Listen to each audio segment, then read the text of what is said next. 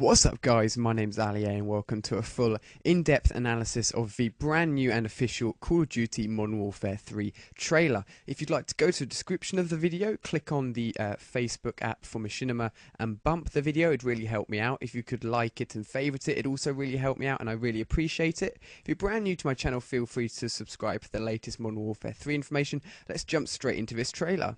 So the trailer starts off in America, and taking a look at a still image of the trailer here, we have a destroyer sinking in the bottom left hand corner. We have a Pavlo, which looks like it may come back again as a kill streak from Modern Warfare 2 near the top right hand corner there. In the top left corner we see an F-22 fighter jet flying out of the city, remembering that most of the stuff we see in the trailer here is relating to the single player, not the multiplayer. However, there may be some overlap where we see some kill streaks, for example, new guns that will be incorporated into the multiplayer side of things, but remembering that this trailer is based around the single player. As the trailer progresses, we see the MI-24 Hind outside the New York Exchange here. The Russians are obviously deep inside the American territory here, so this is really World War III-esque, close quarters, you know, all of these countries are battling it out at the moment and it's pretty intense. Leading into the more exciting part of the trailer here, we actually see the M4 carbine, but it's not just an M4 carbine. If we take a closer look at it, there's actually multiple scopes on the top of the gun. There is a holographic scope and another scope behind it. So this leads into the idea of dual scopes and multiple scopes being allowed in the multiplayer side of things, which is fantastic. We've never seen this in a Call of Duty game before, but also you may not have picked up on the switch on the side of a gun here. This actually allows the user to switch between single, 3-burst and fully automatic, so maybe in the multiplayer we'll also see the option to customize that within your gun. As we progress here, we see submarines shooting out missiles with several sunken ships in the background. It looks pretty epic. As we move on to England, we see the use of the MP5, standard in all Call of Duty games pretty much now. We also see a train being smacked into walls, but we come on to an interesting part here in France, where the character actually picks up some sort of grenade-like item, as we see an RPG fly through the sky here.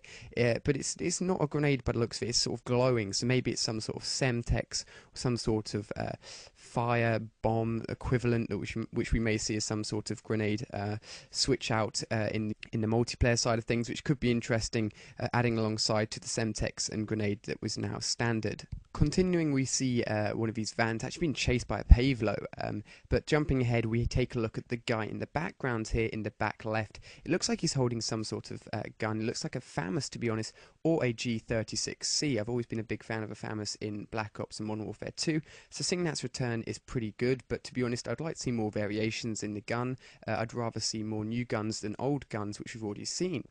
So as we leave France, we jump into Germany. We see the player grappling over the side of the building. We also have a tank here in this freeze frame and an Warthog. The A-10 Warthog is actually an anti-tank aircraft, so it looks like that if the tank was actually included in the multiplayer, that the A-10 Warthog would actually be a kill streak to counter this option of a tank. The tank was never popular in World War. I personally don't think that vehicles really need to be placed into Call of Duty at all.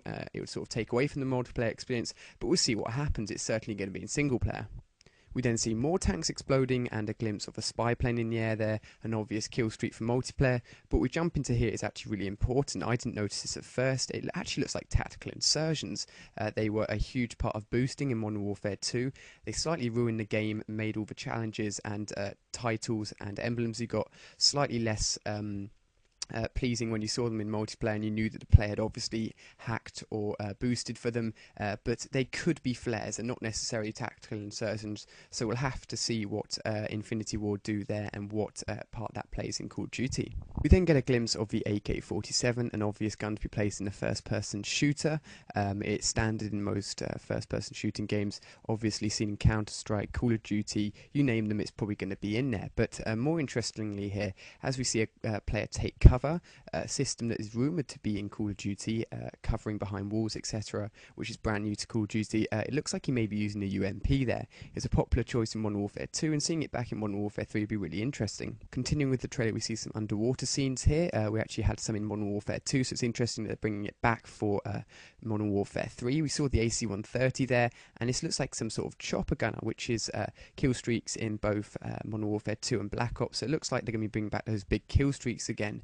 Whether or not they'll be stackable in multiplayer is still controversial. People aren't sure if that's a good idea or not, but it'd be interesting to see what they actually do in the final game when it's released in November. So this brings us to the end of the Modern Warfare 3 trailer analysis. Hopefully it's been helpful. We see the ability to use a boat here and also perhaps a car in a single player, which is interesting.